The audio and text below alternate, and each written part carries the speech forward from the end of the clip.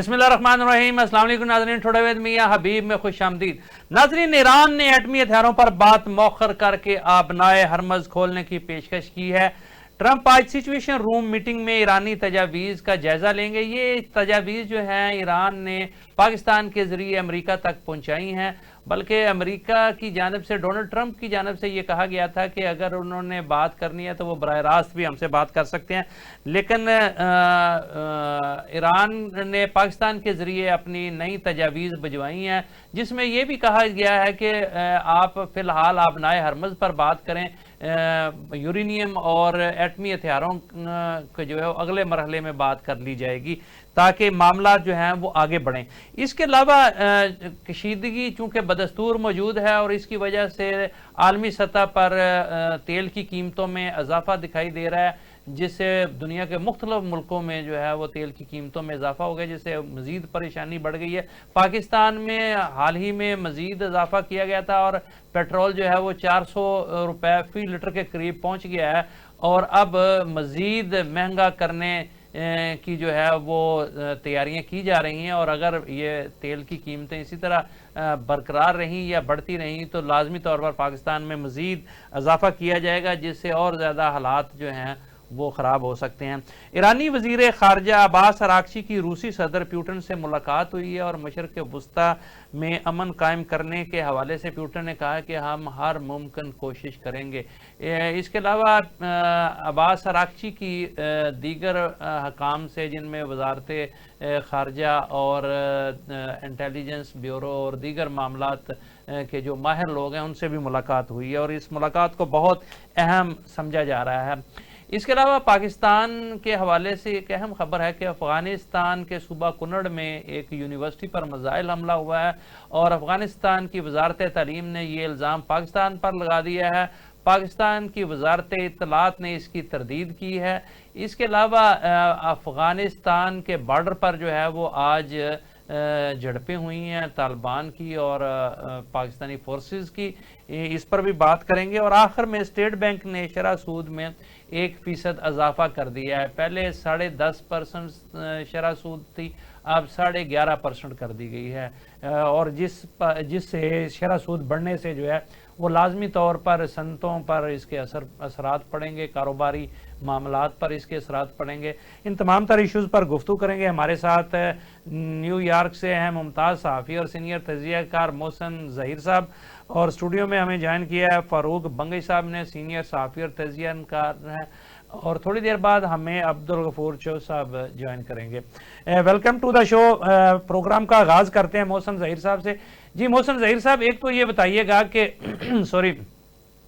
جو نئی تجاویز آئی ہیں اس میں امریکہ میں کس حد تک جو ہے وہ اس کو سنجیدگی سے لیا جا رہا ہے، اور کیا امکانات ہیں، کیا دوبارہ جو ہے وہ مذاکرات شروع ہوں گے، اور اگر ہوتے ہیں تو کیا ان کی کوئی جگہ چینج کر دی جائے گی یا پاکستان میں ہی ہوں گے، کیونکہ ابھی تک تو یہ سارے معاملات پاکستان کے ذریعے سے ہی آگے بڑھائے جا رہے ہیں۔ اور اس کے علاوہ جو آپ کس طرح سے دیکھتے ہیں، چونکہ رشیا میں عباس اراغچی کا جانا بہت اہمیت رکھتا ہے، اور ساتھ ہی ساتھ جو ڈونلڈ ٹرمپ پر حملہ ہوا ہے وہاں امریکہ کے اندر ہی، اس حوالے سے وہاں کیا حالات ہیں، کیا اندرونی کوئی دباؤ بڑھ رہا ہے امریکہ پر؟ جی ایران اور امریکہ کی صورتحال ہے جی، اس پر ہمیں بہت زیادہ جو پلس ملتی تھی جی یا جو خبریں ملتی تھی وہ امریکن میڈیا سے ملتی تھی، جی اور امریکن میڈیا ایکسٹینسولی اس کو رپورٹ کر رہا تھا اور کر رہا ہے۔ صحیح۔ لیکن ابھی آج سے لے کر اگلے 3 دن تک، بلکہ پچھلا 2 دن بھی آپ اس میں شامل کریں، یہاں پر امریکی جو میڈیا ہے اس کی توجہ جو ہے فی الحال امریکہ ایران ٹینشن سے ہٹی ہوئی ہے۔ پہلا جو آپ نے اپنے بیانیے کے آخر میں بات کی، صدر ٹرمپ پر ہونے والا حملہ، جی وہ اس وقت 6 سرخیاں بنا ہوا ہے، صحیح۔ اور یہ بہت بڑا واقعہ ہوا، اور آپ کو پتا ہے کہ ایک ایسی جگہ پر واقعہ ہوا جہاں پر ना सिर्फ पूरे अमेरिका का बल्कि दुनिया के जो बड़े मीडिया आउटलेट्स थे उनके नुमाइंदे वहां पर मौजूद थे। सदर ट्रंप और उनकी जो इंतजामिया के बड़े अहम अरकान जो थे वो भी साथ मौजूद थे। सो पिछले 24 घंटों से ज्यादा अरसे से ये मामला जो थे वो मीडिया में छाए रहे और इस पर बहुत एक्सटेंसिवली रिपोर्टिंग हो रही है। और अभी तक जो हमला फायरिंग करने वाला शख्स था उसके बारे में और उसके मुहर्रकात के हवाले से जो रिपोर्ट्स आ रही हैं, लेकिन आज जो है मीडिया की तवज्जो यकसर एक दूसरे मौजू की तरफ तब्दील होने जा रही है। वो ईरान अमेरिका टेंशन और ये जो डिनर पर फायरिंग का वाक़या हुआ उससे हटकर, और वो जो इशू है वो ये है कि बरतानिया के जो बादशाह हैं किंग चार्ल्स और अपने मलका के साथ वो क्वींस के साथ वो आज वाशिंगटन पहुंचने वाले हैं। सो एक बड़े अरसे के बाद किसी भी बरतानवी बादशाह का ये अमेरिका का दौरा होने जा रहा है और वो 3 दिन क्याम करेंगे। आज वो वाशिंगटन पहुंचेंगे, उनकी बहुत ज्यादा एक्टिविटीज होंगी, सदर ट्रंप से मिलेंगे और इस दौरे को पूरी दुनिया जो है अमेरिका समेत वो इसको कवर कर रही है। और जो ये जो दौरा है इसको अगर अब आप अमेरिका ईरान जो तनाज़ा है आलमी तनाज़र में उसमें भी देखा जा रहा है, और वो इस लिहाज से देखा जा रहा है कि जो अमेरिका की ईरान वॉर के हवाले से जितनी भी पॉलिसीज थी वहां पर जो बरतानिया है वो बहुत हद तक जो है वो ऑन बोर्ड नजर नहीं आया। जंग में किसी किस्म का साथ नहीं दिया, आपने हुर्मस की बंदिश में किसी किस्म का साथ नहीं दिया, बूट्स ऑन ग्राउंड के हवाले से जो बातें होती रही उसके हवाले से भी वो साथ नहीं दिया। सो जो और उस वजह से बरतानिया और अमेरिका के जो ताल्लुकात में एक कशीदगी पाई जा रही है।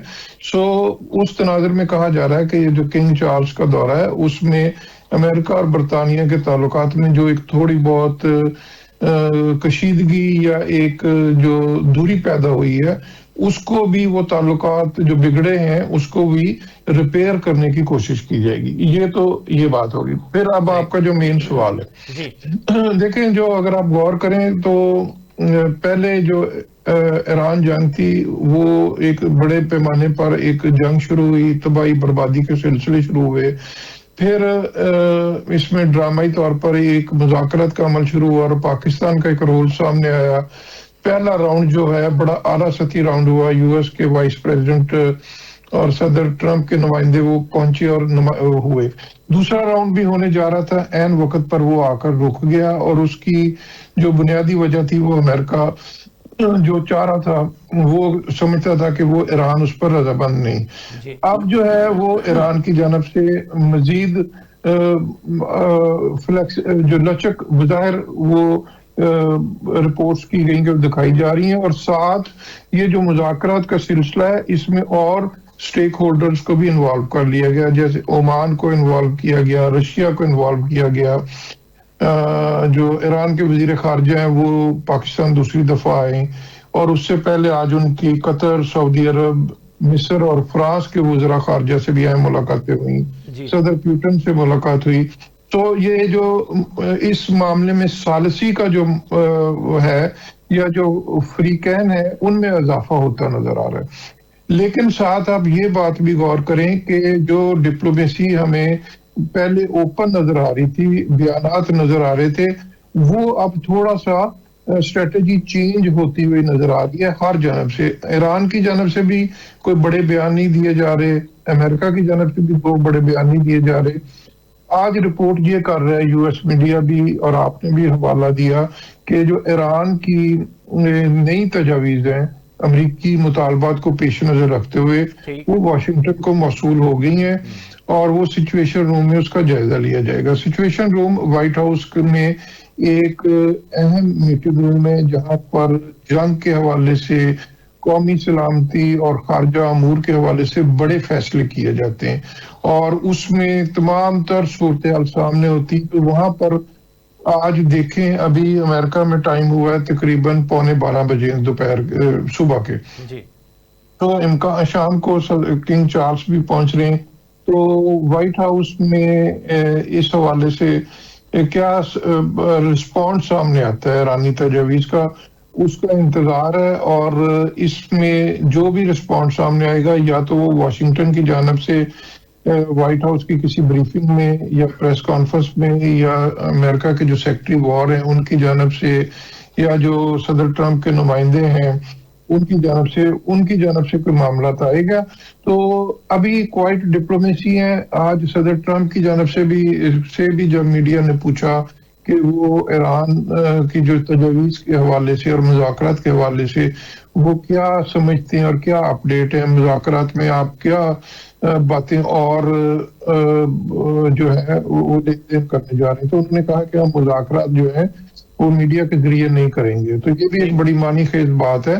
सो मुज़ाकरात मीडिया के जरिए नहीं करने का मतलब ये है कि रिस्ट्रेन का मुजाहरा किया जा रहा है, बिहाइंड द सीन कुछ हो रहा है।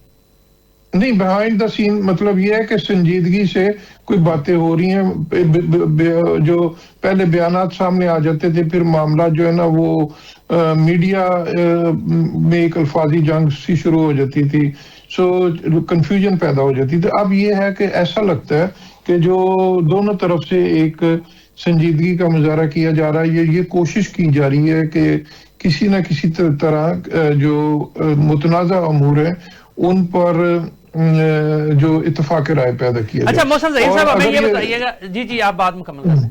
और अगर इत्तेफाक राय पैदा होता है जी, अगर होता है तो फिर आप तवक्को करें कि एक मुज़ाकरात का और राउंड होगा, और वो जो राउंड है वो अब इस्लामाबाद में होता है या कहीं और भी होता है, क्योंकि अब इसमें रशिया इन्वॉल्व हो गया है और 3-4 मुल्क और बड़े इन्वॉल्व हो गए हैं, ओमान इन्वॉल्व हो गया है। सो तो अभी जो वेट एंड सी जो है, मैं ये समझता हूँ कि वो सूरत हाल है। अभी कुछ नहीं कहा जा सकता। अच्छी पेशरफ्त भी हो सकती है और मामला रिवर्स भी हो सकते हैं। अच्छा, लेकिन बेहतर बात यह है कि अभी तक जो हर चीज जो है ना वो स्टैंड स्टिल है, वो जो मार दौड़ का सिलसिला वो बंद है। ठीक ठीक। अच्छा मोहसिन ज़हीर साहब, ये बताइएगा कि चूंकि दुनिया के आधे से ज्यादा मुल्कों में पेट्रोल की कीमतों में इजाफा हो गया, क्या अमेरिका में भी इजाफा हुआ है इस जंग के? अमेरिका पर क्या असरात मरतब हो रहे हैं? अमेरिका में मियाँ साहब जो यहाँ पे ना, आपको मैं बताऊं, पाकिस्तान में पता नहीं है उसको क्या बोलते हैं। एक तो पेट्रोल की 2-3 किस्में होती है ना। एक सादा पेट्रोल होता है, यहाँ पे उसको 89 कहते हैं, फिर एक 91 होता है, एक 93 होता है, जो सुपर जिसको बोलते हैं, जो बड़ी गाड़ियों में डालते हैं। वो उसकी कीमत, रात में ड्राइव कर रहा था अपने दोस्त के साथ, तो वो ऑलमोस्ट यहाँ पे $4.5 की हो गई है। $4.5 बहुत ज्यादा कीमत है। जो यहाँ पर लोग बड़ी गाड़ियां इस्तेमाल करते हैं, बड़ी गाड़ियों में वो कोशिश करते हैं सुपर, जो यहाँ पे पेट्रोल को गैस कहते हैं, सो उनकी कोशिश होती है कि वो सुपर जो गैस है 93 वो इसमें डलवाएं गाड़ियों में। तो उनके लिए अब वो कहते हैं हमें गैस टैंक फिल करना जो ना बड़ा महसूस हो रहा है। बिग जो है ना फर्क अमेरिकी अवाम महसूस कर रही। और इंटरनेशनल मार्केट में ऑयल की कीमत ऑलमोस्ट, मैं देख रहा था, if I am not wrong, 97 के करीब बैरल जो ना पहुंचा हुआ है। ये वापस 88 के करीब गया था, फिर ऊपर बढ़ा है और अगर आपने हुर्मुज़ की बंदिश का सिलसिला जारी रहा तो ये प्राइसेस और बढ़ेंगी। इसके लिए तैयार रहना चाहिए अगर स्टैंड स्टिल रहता है।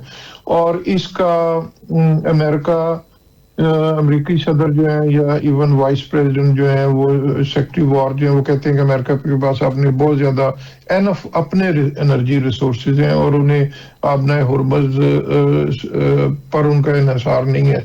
लेकिन दूसरी तरफ हम जब यहाँ पर लोकल लेवल पर देखते हैं तो हमें गैस की प्राइसेस जो है ना वो उनमें इजाफा है, और ये ऐसा इजाफा है कि जो ठीक ठाक महसूस होने लग गया लोगों को। अच्छा मोहसिन साहब, ये भी बताइएगा कि क्या अमेरिका में इस जंग के हवाले से अंदरूनी दबाव है, और अगर है तो वो किस हद तक और कितना असरअंदाज हो सकता है?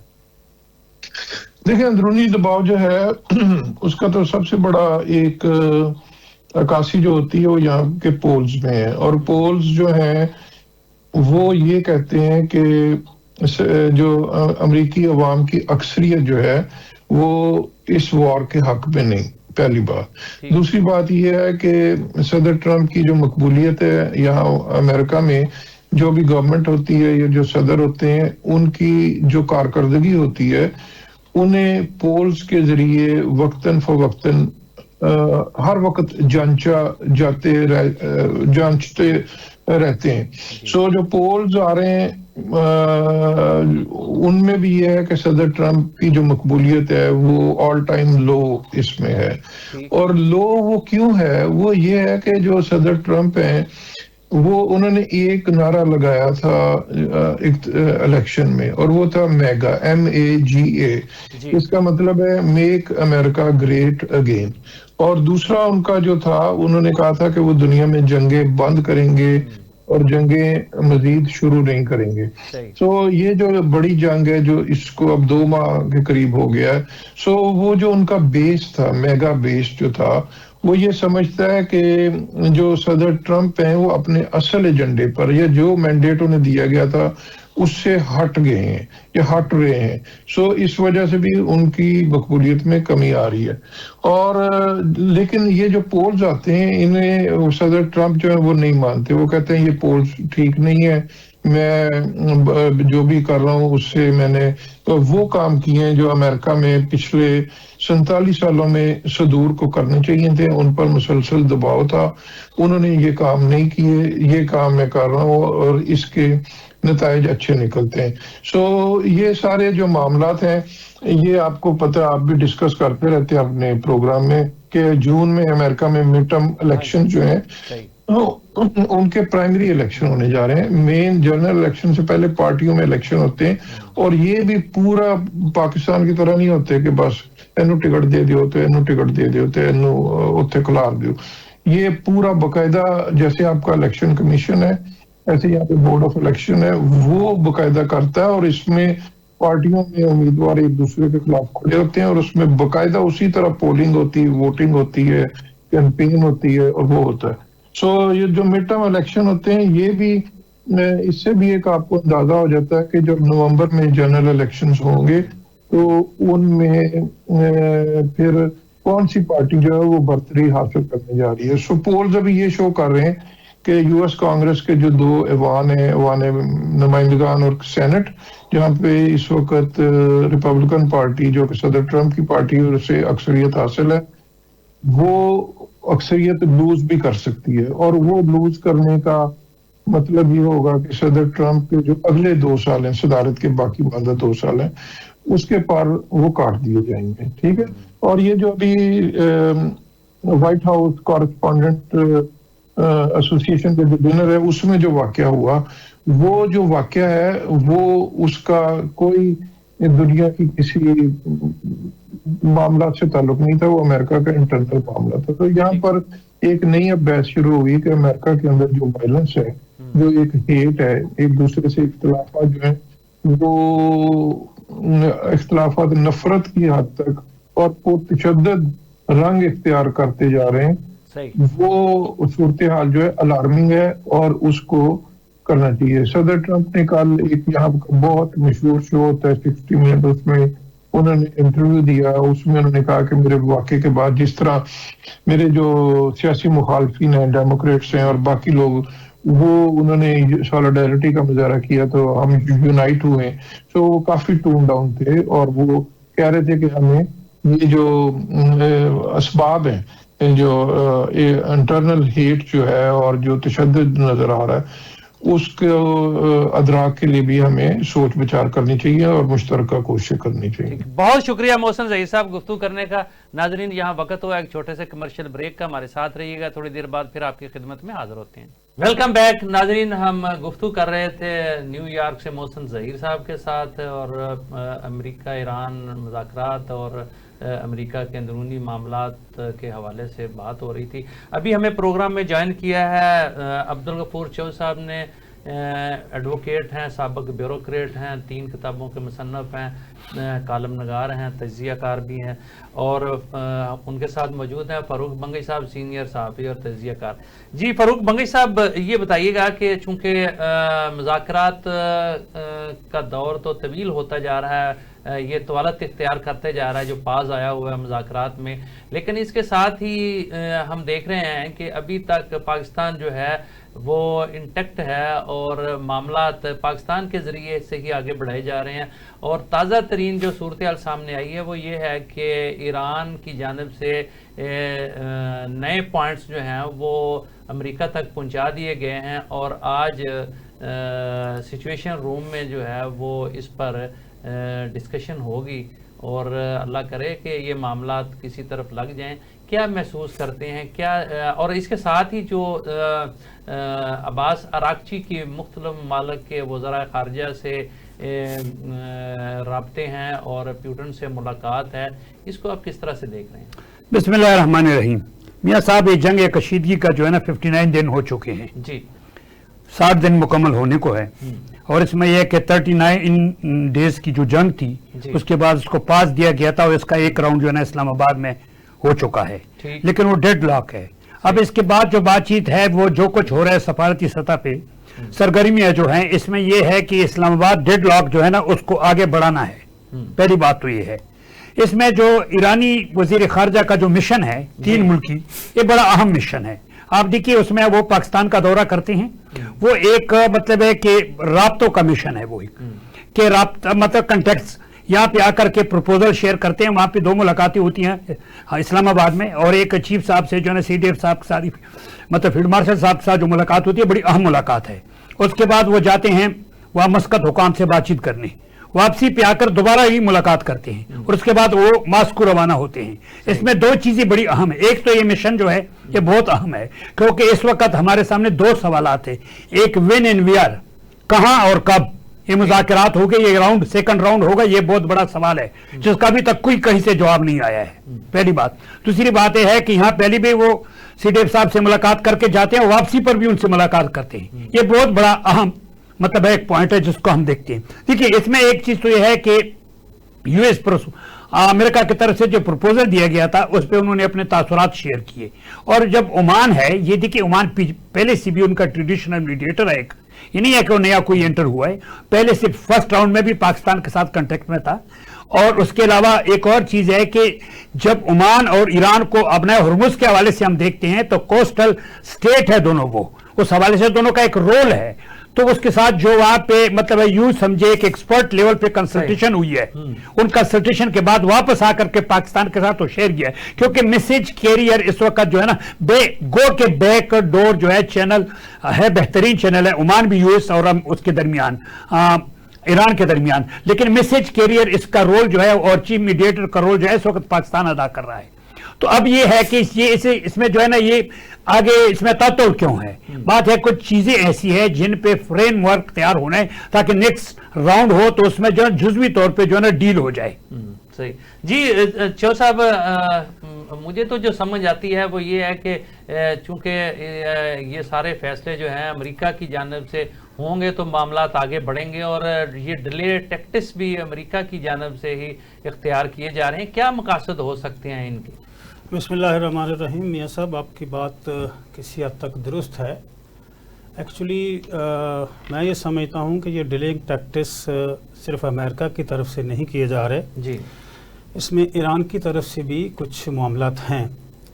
اصل میں ایک پوائنٹ جو زیر غور ہے وہ یہ ہے کہ جو ڈونلڈ ٹرمپ ہے ان کے پاس 2 ماہ کا اختیار تھا جی کہ 2 ماہ تک وہ جو اگر اناؤنس کرتے ہیں وار تو وہ ان کا آرڈر ہے دیٹ میں کنٹینیو فار 2 months.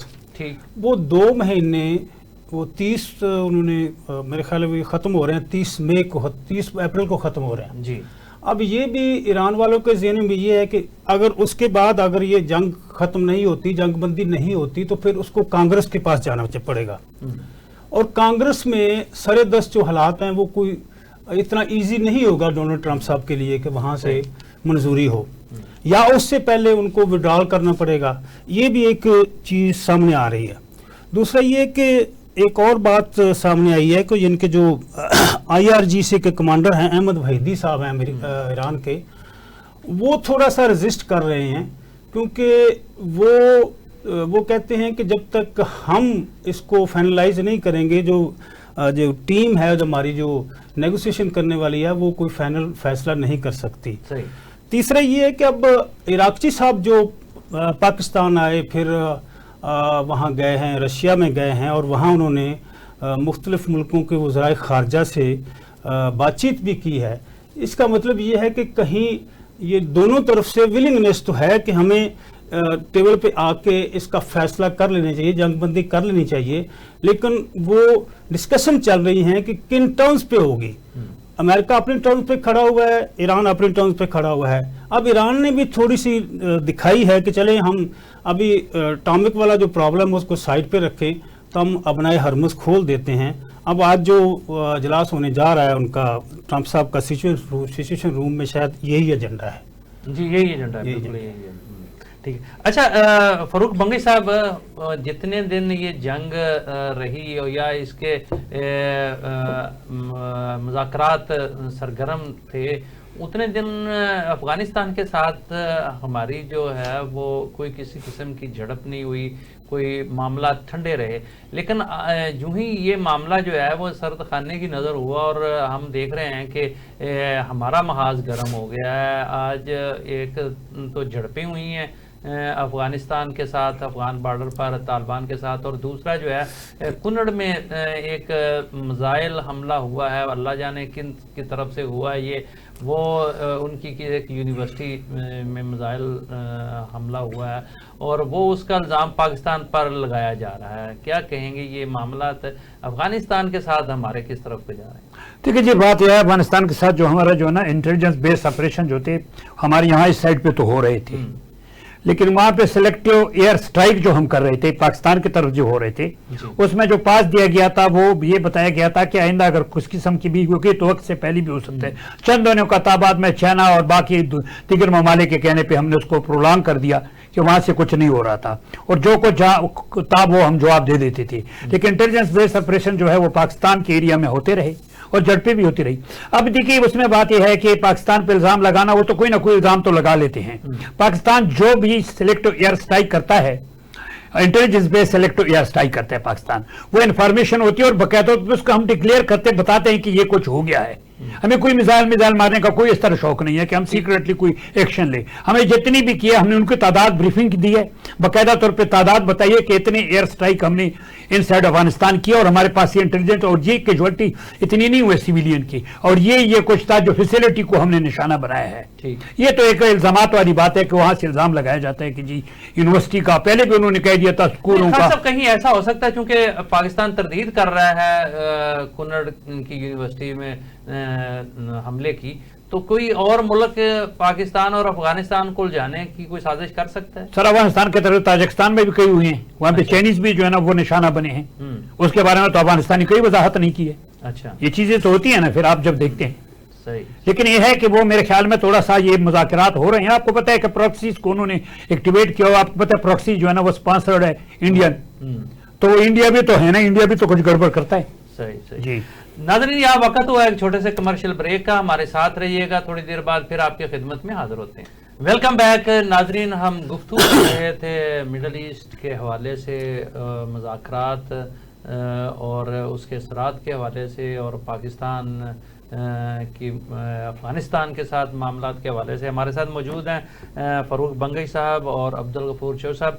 जी अब्दुल गफूर चौ साहब, ज़रा थोड़ा सा आगे बढ़ते हैं, चूँकि पाकिस्तान में बहुत ज़्यादा इफेक्ट आ रहा है फ्यूल की कीमतों के हवाले से, चूँकि पहले ही बहुत ज़्यादा फ्यूल की कीमतें बढ़ चुकी हैं और तमाम पाकिस्तान के शोबों पर इसके असरात मरतब हो रहे हैं, और शुनीद ये है कि मज़ीद अगर हालात इसी तरह के रहते हैं तो पेट्रोल की कीमतों में, चूँकि आलमी सतह पर इजाफा हो रहा है, तो फिर पाकिस्तान में भी मज़ीद इजाफा होता है।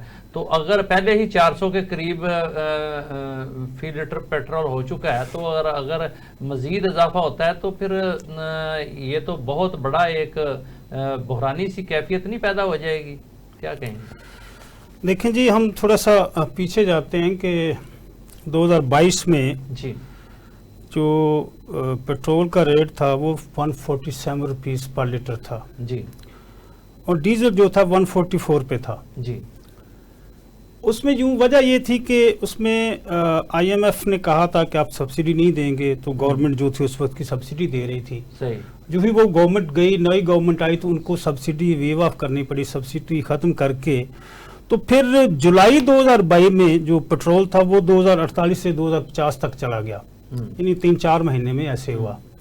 उसके बाद चलता रहा। तो जब ये जंग लगी है तो उससे पहले हमारा पेट्रोल जो था वो 321 पे चल रहा था जी मार्च में।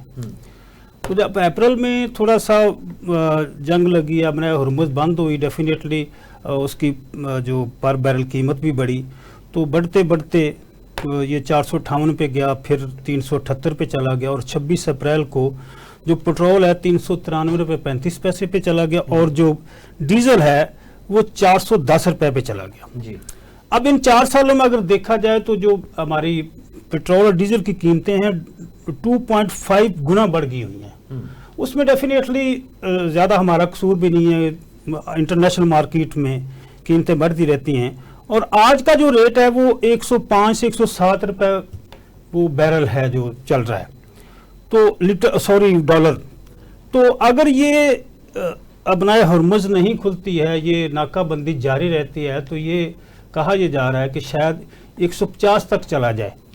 और अगर अब देखें क्या 100 आपके फिगर की समझ नहीं आई, कितने 450 पे आप कह रहे हैं? 150 जो है ना डॉलर पर बैरल। अच्छा, पर बैरल पे आलमी सतह पर, आलमी सतह की बात कर रहा हूँ, आलमी सतह की बात कर रहा हूँ। पाकिस्तान में तो फिर सारा कुछ बंद ही कर देना चाहिए। अब मामला ये है कि चलें, पेट्रोल तो ये है कि एक आप समझ लें कि पेट्रोल वो बंदा यूज करता है जिसके पास थोड़े से पैसे होते हैं, जेब होती, बाइक होती है या कार होती है या जो भी होता है। लेकिन चोर साहब बात यह है कि आप देखें ना, अगर ज़राए नकलो हमल जो है वो बढ़ जाते हैं, उनकी कीमतें बढ़ जाती हैं, तो फिर तो इफेक्ट तो हर चीज पे आता है ना। वो तो सब्जी भी महंगी कर देते हैं, हम यहाँ पेट्रोल महंगा होता है तो हम कहते हैं जी कि वो ट्रांसपोर्ट की कीमतों में इजाफा हो गया है। तो और खुदा का खौफ ये करना चाहिए कि लाहौर से इस्लामाबाद किराया 3,500 हो गया है। एक वक्त था कि हम 500 रुपए में बाई एयर इस्लामाबाद जाया करते थे। सर मैं उसी तरफ आ रहा था। असल मामला डीजल का है जी। पेट्रोल ठीक है, उससे भी इफेक्ट होता है, लेकिन असल जो कीमतें हाई होती हैं वो डीजल की वजह से होती है, क्योंकि जितनी भी ट्रांसपोर्ट है वो डीजल पे चलती है, आपके ट्रक जितने भी हैं डीजल पे चढ़ते हैं, आपकी एग्रीकल्चर जितनी भी वो मशीनरी है, आपके ट्रैक्टर हैं वो भी डीजल पे चढ़ते हैं। और डीजल का जब रेट बढ़ता है तो ऑटोमेटिकली हर चीज का रेट बढ़ जाता है। पेट्रोल से भी इफेक्ट होता है, लेकिन डीजल से बहुत ज्यादा इफेक्ट होता है। सही। और नॉर्मली ये होता है कि फर्ज करें हमारी एक रूटीन बन गई हुई है कि गवर्नमेंट ने अगर 20 रुपए डीजल बढ़ा दिया है तो उन्होंने किराए वालों ने 20 रुपए किराया बढ़ा दिया। अगर गवर्नमेंट ने 10 रुपए कम कर दिया तो वो किराया कम नहीं करते, वो जो हो गया हुआ है वो वही चलता रहता है। एक्चुअली होता ही है कि हर डिस्ट्रिक्ट में एक डिस्ट्रिक्ट जो अपना अथॉरिटी है, ट्रांसपोर्ट अथॉरिटी, वो इनके किराए मुकर्रर करती है। वो जब डीजल कम होता है वो मुकर्रर करती है तो उस पर अमल दरामद बड़ा ही मुश्किल हो जाता है, क्योंकि किराए बढ़ा चुके होते हैं। उसमें जब किराए बढ़ते हैं, आपके ट्रक्स का किराया बढ़ता है, ट्रांसपोर्टेशन बढ़ती है, चीज़ों को एक जगह से दूसरी जगह लेके आना पड़ता है, उसका बढ़ता है, सारे का सारा जो इफेक्ट है हर चीज़ पे पड़ता है। दूसरा, हमारी कौम को वैसे भी आदत है कि वो खुदा का खौफ आपने जैसे फरमाया नहीं करते, कि वो कहते हैं कि हर चीज़ उसके 2 रुपये अगर कीमत बढ़ी तो 5 रुपये बढ़ा देते हैं और सारे का सारा बर्डन वो गरीब तबके पे आता है। जी ठीक। जी फरूक बंगई साहब, ये बताइएगा कि क्या फ्यूल की कीमतों में जो कमी का कोई रास्ता निकाला जा सकता है कि हम लोगों की मेडिएशन के लिए जो है वो तो रास्ते निकाल रहे हैं, लेकिन आवाम की फैसिलिटेशन के लिए कोई रास्ते ढूंढने की कोशिश नहीं कर रहे। और दूसरा ये बताइएगा, चूंकि आपका सब्जेक्ट है कि और ये सारा रिलेटेड है फ्यूल की प्राइसेस जो हैं वो अमेरिका ईरान जंग के हवाले से, तो क्या अगर मुज़ाकरात का कोई दूसरा दौर चलता है तो एजेंडा उसमें अब कोई नया आ जाएगा? नहीं, देखिए एजेंडा ये है कि इसका जो एजेंडे में टॉप ऑफ द लिस्ट होगा, सेकंड राउंड की मैं आपको बात करता हूँ, तो उसमें टॉप ऑफ सीज फायर में तो सी है उसको मुस्तकिल करार देना, ताकि मुज़ाकरात का आइंदा जो दौर हो, राउंड्स हो, बड़े पीसफुली हो, जंग का कोई खतरा ना हो, एस्केलेशन कोई ना हो। उसके बाद सेकंड पॉइंट जो है वो अपनाए हुर्मुज़ है, क्योंकि अपनाए हुर्मुज़ से इस खित्ते की एनर्जी रिलेटेड है। दारोमदार है उस पे। पाकिस्तान नहीं, सिर्फ इंडिया, सारे इस खत्ते के लोग मुतासिर, ममालिक उससे मुतासिर हो रहे हैं। तो इसलिए अपना हुर्मुज के हवाले से जो है ना बातचीत होगी, और इससे ये होगा कि कोई जो शिपमेंट जो है ना वो जब डिस्टर्ब न हो तो फिर ठीक है, तो उससे फिर कीमती भी अचानक मतलब नहीं चाहिए, क्योंकि सप्लाई चेन डिस्टर्ब है ना। कीमती अगर बढ़ती है तो सप्लाई चेन है डिस्टर्ब है, तो अगर बहाल हो जाए तो मेरे ख्याल में फिर कीमती नीचे आ जाएगी। अच्छा भंगी साहब, हमने चूंकि प्रोग्राम के आगाज में बात की थी, मोहसिन ज़हीर साहब से न्यूयॉर्क से थे हमारे साथ, तो वो भी बता रहे थे वहां भी फ्यूल की कीमतों में इजाफा हुआ है। डिस्टर्ब तो अमेरिका भी है ना फिर। सर देखिए, यूरोप भी हो रहा है, सारे हो रहे हैं, और ये ऑयल शॉक्स का तो शुरू से पता था। ऑयल शॉक खित्ते का या उसके कुछ दोस्तों ममालिक का या खलीज के, क्योंकि खलीज से भी जो ममालिक है उनकी भी जो है ना LNG और दूसरी तरसील जो है ना उनका कारोबार तो डिस्टर्ब हुआ है ना, ये भी एक फैक्टर है जी। ट्रंप पे एक दबाव है इस किस्म का।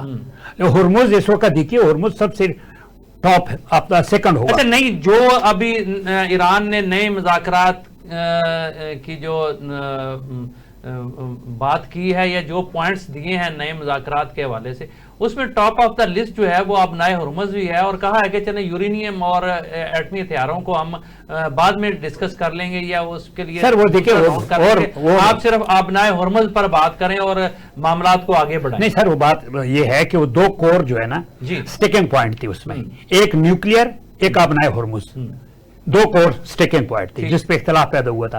उन्होंने ऑफर दिया है कि अपना हुर्मुज को खोल दे और उस पे हम बात कर लेते हैं अपना हुर्मुज पे, क्योंकि यही वजह है कि उसने अपना हुर्मुज पे ओमान से भी जाके बातचीत की है, तो उस पे हम खोल देते हैं, एनर्जी क्राइसिस भी खत्म हो जाएगा, और उसको बताया गया है कि न्यूक्लियर को जो है ना वो नेक्स्ट में ले जाए। लेकिन मैं आपको बता देता हूँ, top of the list cease fire है ताकि वो कशीदगी खत्म हो। सिक्योरिटी मतलब एक किस्म की आप गारंटी दे देंगे कि जंग क्या खत्म हो जाए, रुक जाएगी। दूसरा अपना हुर्मुज है, उसमें जो है ना वो शिपिंग सिक्योरिटी भी डिस्कस होगी, सब चीजें होगी। उसके बाद फिर जो है ना पार्शियल सैंक्शंस रिलीफ है, और उसके बाद न्यूक्लियर इश्यू को इल्तिवा में डाला जाए। ठीक, हाँ, तो ये है कि अपने हुर्मुज पे अगर बात होती है, मेरे ख्याल में सेकंड राउंड में जो है ना ये ऑयल क्राइसिस ऑटोमेटिकली खत्म हो जाएगा। ठीक ठीक जी जी। चौर साहब, एक और अहम मामला जो है वो हमारी हुकूमत जो है वो कुछ अरसा से उन्होंने शरह सूद में कमी की थी, जिसके अच्छे इफेक्ट आए थे, लेकिन अब फिर और ताजर बरादरी और सनतकारों की तरफ से ये मुतालबा था कि अगर पाकिस्तान की मईशत को संभाला देना है तो सिंगल डिजिट में आप शरह सूद लेके आएँ। लेकिन आज स्टेट बैंक ने 1% जो है वो शरह सूद बढ़ा दी है, जिससे लाजमी बात है कि कारोबारी तबके पर इसका असर पड़ेगा और कारोबार पर असर पड़ेगा, और ख़ास करके सनतों पर जो है वो इसका असर पड़ेगा। तो बजाय कि हम मामलात को बेहतरी की तरफ ले जाने के, ये तो और मसाइल बढ़ते जा रहे हैं, ख़ास करके मईशत के हवाले से पाकिस्तान के जो है वो असरात बढ़ते जा रहे हैं। क्या कहेंगे? जो साहब आपकी बात दुरुस्त है कि शरह सूद जब कम हुई तो हमने बड़े वो शादियाने बजाए थे कि हमारी इकॉनमी ठीक हो रही है, लेकिन आज ही जब तकरीबन 1% उसको बढ़ा दिया गया स्टेट बैंक ने, तो इट मीन्स कि हमारी इकॉनमी स्टेबल नहीं है जी। हमारी इकॉनमी जो है ना वो वीकनेस की तरफ जा रही है। उसमें आप महंगाई देख लें, महंगाई की सबसे बड़ी वजह जैसे हमने अभी डिस्कस किया है, ये पेट्रोलियम मसनूआत हैं, डीजल है। तो जब ये चीज़ें बढ़ेंगी, महंगाई बढ़ेगी, तो फिर इकॉनमी डेफिनेटली हमारी इम्प्रूव नहीं होगी, हमारी पीछे को जाएगी, वापस जाएगी। इस वजह से ये सारा मामला, ताजर तबका भी इस पर परेशान है, डेफिनेटली बिजनेस जो कर रहे हैं वो भी परेशान है, क्योंकि हमारी जब शरह सूद बढ़ती है तो हर चीज़ इफेक्ट होती है। सही। अच्छा साहब, चूंकि आपका तल्लक भी दही बैकग्राउंड से है, आजकल तो चूंकि गंदम की कटाई का सीजन है, तो उसमें तो थ्रेशर और बाकी सारी चीजें और वो सारा कुछ तो डीजल पे है, फ्यूल पहले ही महंगा है, तो क्या इसका मतलब ये है कि लागत ज्यादा आएगी तो गंदम की कीमतें भी बढ़ जाएंगी, या दूसरे फूड आइटम्स पर भी इसके असरात मुरतब होंगे? जी मियां साहब, असल में जब से ये गवर्नमेंट आई है तब से जिम्मेदार तबका तो पिस के रह गया हुआ है जी। आलूओं का सीज़न था और यकीन मानने के ज़िम्मेदार के जो कॉस्ट थी वो ही पूरी नहीं हुई। मैं गांव गया था, मेरा भतीजा कह रहा था कि चाचू हमें 1 लाख रुपया पर एकड़ जो है ना लॉस हुआ है आलू में। अच्छा, 1 लाख रुपया पर एकड़। अब अंदाज़ा लगा रहे हैं कहाँ बात जाती है। अब गंदम का ये हाल है कि पिछले साल इसका रेट 3900 था, इस दफा गवर्नमेंट ने 3500 कर दिया है। पहले 2700-2800 था, इस तरफ 39 पे गया, 3500 कर दिया। अब आप उसके देखें जो इनपुट हैं वो खाद कहाँ पहुंची हुई है, उसके बाद बिजली के बिल कितने हैं, और ऊपर से जो डीजल का रेट अभी जो बढ़ गया हुआ है 400 पे चला गया हुआ, तो जिम्मेदार को बचेगा क्या? ठीक हो गया जी। बंगई साहब, प्रोग्राम का वक्त खत्म हुआ चाहता है और आपका आखिरी मिनट बच गया। जिस जमींदार को मुसीबत बचती हो तो कुछ ही नहीं बचता, रोना धोना बचता है। जमींदार तो मर गया है बेचारा, क्या करे? सही। मार्केट वाले कमाते हैं, जो चीजें इंपोर्ट करते हैं, आप जो चीज जरी मुल्क है और जरी अजनास आप बाहर से इंपोर्ट कर रहे हैं, तो इससे और क्या मतलब है कि हमारे लिए? ਅਸੀਂ कहने आपने नहीं देना, बाहर से दे लांगे कोई बात नहीं। जी चलो नाजरीन, प्रोग्राम का वक्त खत्म हुआ चाहता है। प्रोग्राम देखने का बहुत शुक्रिया जनाब मोहसन ज़हीर साहब, फरूक बंगई साहब, अब्दुल गफूर शोर साहब, आपका गुफ्तगू करने का बहुत शुक्रिया। नाजरीन, अपना बहुत सारा ख्याल रखिएगा। कल तक के लिए इजाज़त दीजिए। अल्लाह हाफिज़।